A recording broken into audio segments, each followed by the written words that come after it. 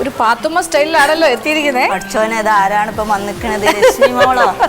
എന്തൊക്കെ ഉണ്ട് മോളെ വിശേഷം?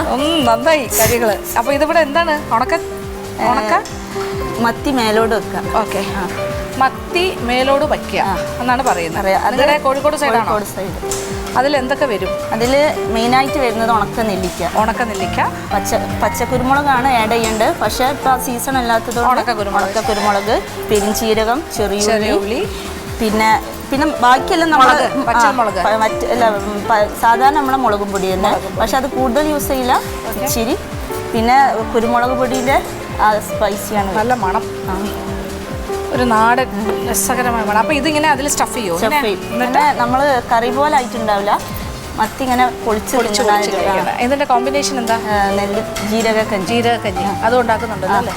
അപ്പൊ തനി നാടൻ. ഇത് നിങ്ങളുടെ എത്ര തലമുറകൾക്ക് മുന്നെയാണ് ഇതൊക്കെ ചെയ്യുമായിരുന്നത് അവിടെ? കുറെ മാം. ഇതിപ്പോ എൻ്റെ ഉമ്മൻ്റെ ഉമ്മയും ഇപ്പൻ്റെ ഉമ്മയും രണ്ടാളും ഉണ്ടാക്കുന്നതാണ്. ഇപ്പൊ ഒരു 80-85 വർഷമായിട്ടുണ്ടാവും. 85 വർഷം. അപ്പൊ എത്ര വർഷം പഴക്കമുള്ള റെസിപ്പിയാണ് ഇതൊരു. പക്ഷെ നമ്മൾക്ക് ഒരു നെറ്റിലും കിട്ടില്ല അല്ലേ? ഒന്നുമില്ല. എന്തായാലും തലമുറകൾ കൈമാറി വരുന്ന ചേരുവകളും കൂട്ടുമാണ്. ഇത് ചട്ടിയിലാണ് ഉണ്ടാക്കുന്നത്. കനലൊക്കെ ഉപയോഗിക്കുന്നത്. കൊള്ളാം, നല്ല research work. Keep it up. Thank you. Okay.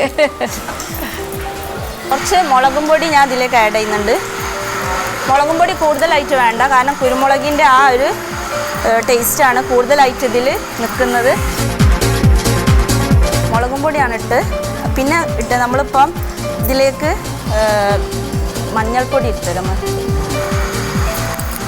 കുരുമുളകും പെരിഞ്ചീരകവും അടിച്ച കൂട്ടാണ്. അത് നമുക്കിതിലേക്ക് കുറച്ച് ഇട്ട് കൊടുക്കാം.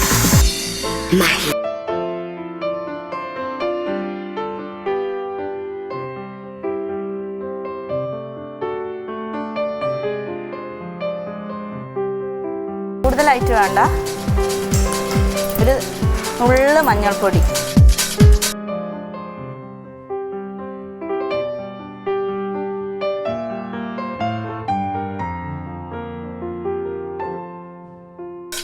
ഇതിപ്പം പുളിക്കും പകരം ഞാൻ യൂസ് ചെയ്യുന്നത് ചെറുനാരങ്ങാണ്.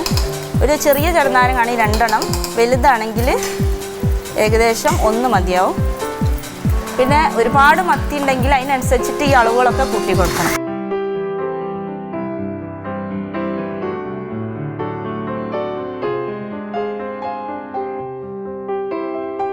ഇതൊന്നും നമ്മൾ കൈ കുടയുന്ന പോലെ വെള്ളം, കൂടുതൽ വേണ്ട.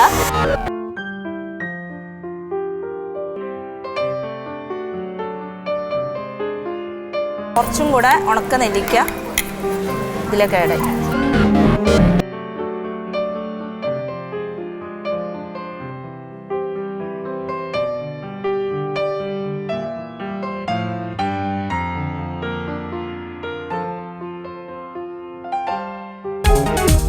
നമ്മുടെ ഈ കൂട്ട് നമുക്ക് എന്ത് ചെയ്യാം, കുറച്ച് ഈ തീയിലേക്ക് വെക്കാം. ഇതിപ്പോൾ നമ്മൾ ജസ്റ്റ് ഒന്ന് ചൂടായിരിക്കട്ടെ. കുറച്ച് വേണമെങ്കിൽ മല്ലിപ്പൊടി, കൂടുതൽ വേണ്ട, എല്ലാം കുറച്ച്.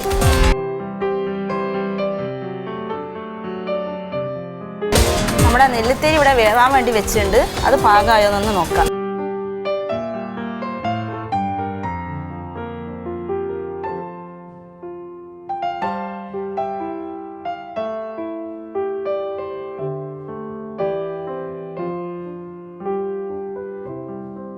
നെല്ലിത്തേരി ചെറുതായിട്ടൊന്ന് കടിക്കുന്നുണ്ട്. നമുക്കൊന്നും കൂടെ ഒന്ന് വേവിച്ചെടുക്കാം.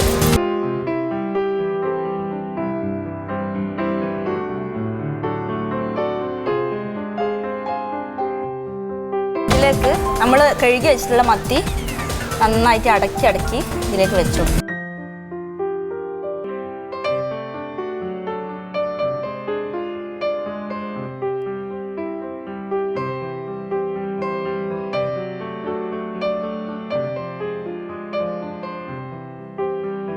നന്നായിട്ട് എല്ലാ ഭാഗം ഒന്ന്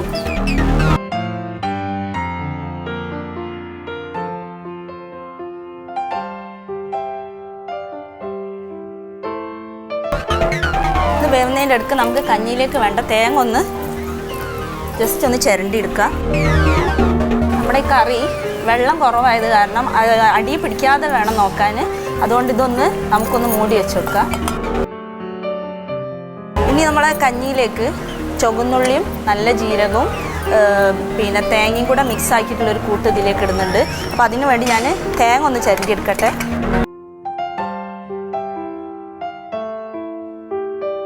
നമ്മൾ താഴത്തേക്ക് പോയിട്ട് തേങ്ങ ചെന്തി വരെ പഠിച്ചോ. ഇനിയിപ്പോൾ എങ്ങനെയാണ് ഇതൊക്കെ ഇട്ടിട്ട് ഇതിൻ്റെ അടിയിലേക്ക് ഇരിക്കാൻ പോകാമെന്ന് പറയാൻ പറ്റൂല. എന്തായാലും വേണ്ടി നമ്മളെ കാച്ചൊക്കെ പൊന്തിച്ച് നമ്മളിപ്പോൾ തേങ്ങ ചെന്തി വരാം. അല്ല പഠിച്ചോ.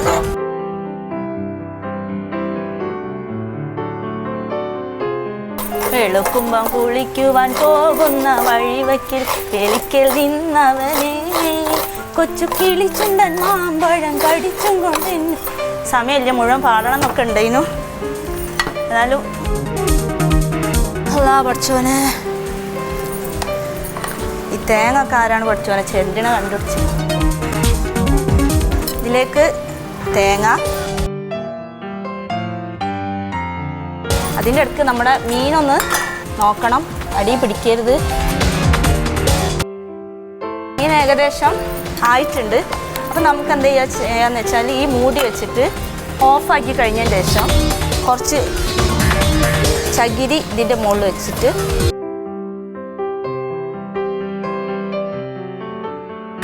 മുകളിലും തീ കിട്ടിയാലുള്ള അതൊന്ന് നല്ല സ്റ്റഫായി നിൽക്കുള്ളൂ.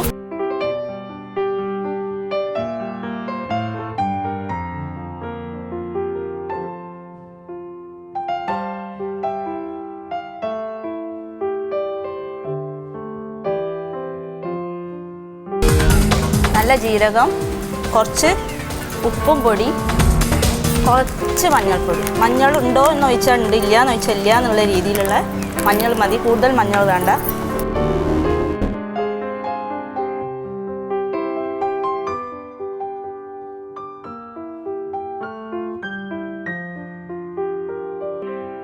തേങ്ങ ഇതാ നന്നായിട്ട് അടിച്ചെടുക്കണ്ട, ജസ്റ്റ് ഒന്ന് ഒതുക്കിയെടുത്താൽ മതി. അത് നമുക്ക് ഈ കഞ്ഞിയിലേക്ക് നമുക്ക് ഇട്ടുകൊടുക്കാം.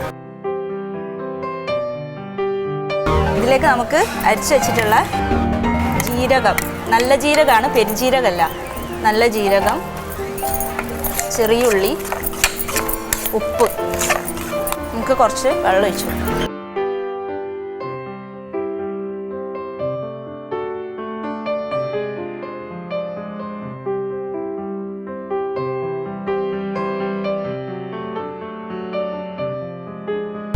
ഈ ഡ്രസ്സും ഈ ഇതെല്ലാം ഓർമ്മ വന്നപ്പോൾ എനിക്കിപ്പോൾ പിന്നെ നമ്മളെ പഴയ ഫിലിമിലെ അംബിക ചേച്ചീൻ്റെ ഒരു കട്ടുണ്ടോ ഷീലാമ്മേൻ്റെ ഒരു കട്ടുണ്ടോ എന്നൊക്കെ എനിക്ക് തന്നെ അങ്ങനെ തോന്നുന്നുണ്ട്. അതുകൊണ്ട് ഞാൻ നമ്മളെ പഴയ ഷീലാമ്മേൻ്റെ ഒരു പാട്ടിൻ്റെ ഇത്തിരി ഭാഗം ഞാനൊന്ന് പാടാൻ പോവാണ്. ഞാനിത് നമ്മളെ ഷീലാമ്മയ്ക്ക് വേണ്ടിയിട്ട് ഡെഡിക്കേറ്റ് ചെയ്യാണ്.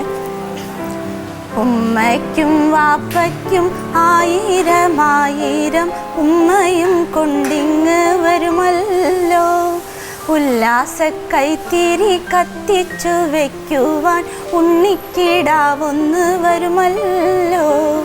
ഉപ്പായെ പോലുള്ള മൊഞ്ചാണ് അവനെപ്പോഴും വിരിവുള്ള നെഞ്ചാണ്, ഇപ്പോഴേ കാണുന്നു കരളിൻ്റെ കണ്ണിൽ ഞാൻ കൽപ്പന കനിയൊത്ത രൂപം ഞാൻ.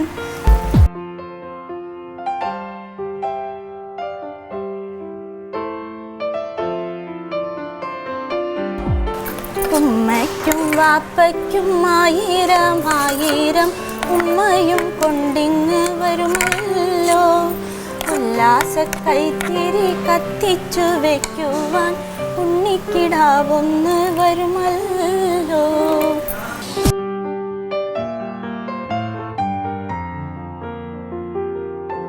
ഞാൻ ഇവിടെ ഉണ്ടാക്കിയിട്ടുള്ള ഡിഷിൻ്റെ പേരാണ് മത്തി മേലോട് വെച്ചതും ജീരകക്കഞ്ഞി. ജീരകം മത്തി മേലോട് വെക്കാൻ വേണ്ടിയിട്ട് ഞാനിതിലേക്ക് ആഡ് ചെയ്തിട്ടുള്ളത് മത്തിയും പിന്നെ ഉണക്ക നെല്ലിക്ക പിന്നെ ഉണക്ക കുരുമുളകാണ് ഇപ്പോൾ ഞാനിതിൽ ആഡ് ചെയ്തത്. പക്ഷേ വേണ്ടത് പച്ച കുരുമുളകാണ്. ഇപ്പോൾ അതിൻ്റെ സീസണല്ല, ഞാൻ നാട് തെണ്ടിയാൽ എനിക്ക് പച്ച കുരുമുളക് കിട്ടില്ല.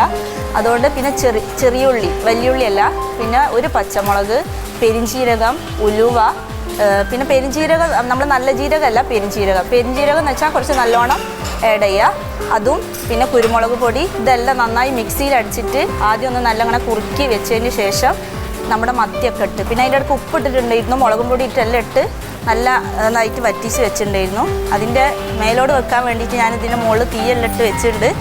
നമ്മളെ ഡിഷ് ഇവിടെ റെഡി ആയിട്ടുണ്ട്. അതിൻ്റെ അതുപോലെ തന്നെ പെരിഞ്ജീരകം, നമ്മുടെ കഞ്ഞി നെല്ലുത്തേരി, നമ്മുടെ നാട്ടിൽ നെല്ലുത്തേരി, ഇവിടെ പൊടിയരിക്കഞ്ഞി ഇവിടെ വെച്ചിട്ടുണ്ട്. അതിലേക്ക് തേങ്ങ, ചെറിയുള്ളി, നല്ല ജീരകം ഇവിടെ മിക്സ് ചെയ്തിട്ട് അതും ഇവിടെ വെച്ചിട്ടുണ്ട്. അതൊന്ന് ഇവിടെ വേവാൻ വേണ്ടിയിട്ട് ഞാൻ ഒന്നും കൂടെ വെച്ചിട്ടുണ്ട്. ഏതായാലും നമ്മളെ അരമണിക്കൂർ കൊണ്ട് നമ്മുടെ ഗ്രാൻഡ് മദേഴ്സ് റൗണ്ട് ഇവിടെ കഴിഞ്ഞിട്ടുണ്ട്.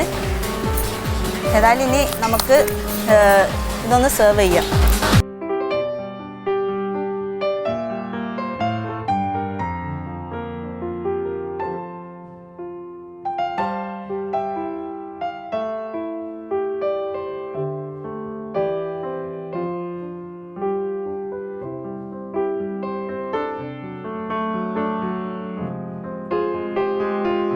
നമ്മുടെ കഞ്ഞി സെർവ് ചെയ്യുന്ന നമ്മുടെ മൺതട്ടിലേക്ക് മാറ്റാം.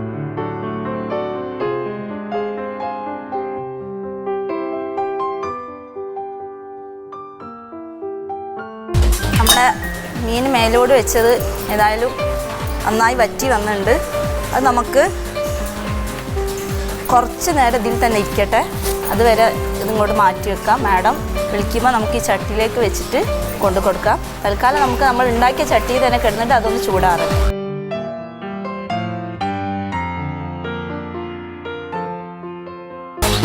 ഈ മുകളിലെ ചൂടും താഴത്തെ ചൂടും കൂടെ ഇതൊന്ന് നന്നായിട്ട് വറ്റിയിരിക്കട്ടെ. ഏതായാലും നമുക്ക് ജഡ്ജസ് വിളിക്കുമ്പോൾ നമ്മുടെ ഡിഷ് സെർവ് ചെയ്യാൻ വേണ്ടിയിട്ട് പോവാം.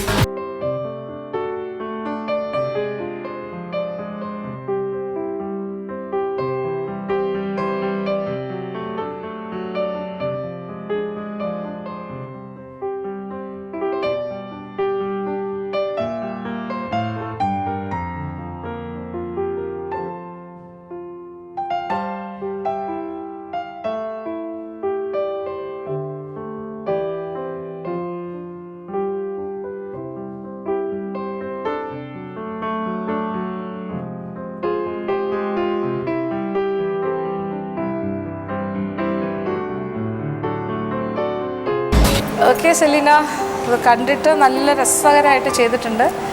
മുത്തശ്ശിയെക്കുറിച്ച് ഓർത്തിട്ടാണോ? ഭയങ്കര സെൻറ്റിമെൻ്റലായി അല്ലേ? 17 മക്കളായിരുന്നു ഉമ്മച്ചിക്ക്. അപ്പോൾ അതിൽ 17 മക്കളും പിന്നെ അതിൽ 10-350 പേരക്കുട്ടികളൊക്കെ ഉണ്ട്. പക്ഷേ എല്ലാവരെക്കാളും ഏറ്റവും കൂടുതൽ ഇഷ്ടം സെലീനോടായിരുന്നോ? ഓക്കെ.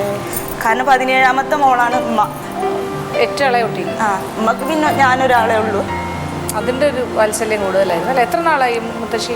ഉമ്മച്ചി ഇപ്പോൾ 20 കൊല്ലമായി. പക്ഷെ കിടത്തത്തിൽ കിടന്നിട്ടാണ് മരിച്ചത്. ഏതാ? കിടപ്പിലായിരുന്നു. അപ്പം ഉമ്മച്ചിൻ്റെ നോക്കിയതൊക്കെ ഞാനായിരുന്നു. അത്ര ചെറുപ്പത്തിൽ കിടക്കുമ്പം യൂറിനൊക്കെ എടുത്തതൊക്കെ ഞാനായിരുന്നു. ശരി, നിങ്ങൾ ഭയങ്കര അറ്റാച്ച്ഡ് ആയിരുന്നു അല്ലേ? ഓക്കെ. എനിവേ നമുക്ക് നമ്മളൊന്ന് ടേസ്റ്റ് ചെയ്യാം കേട്ടോ.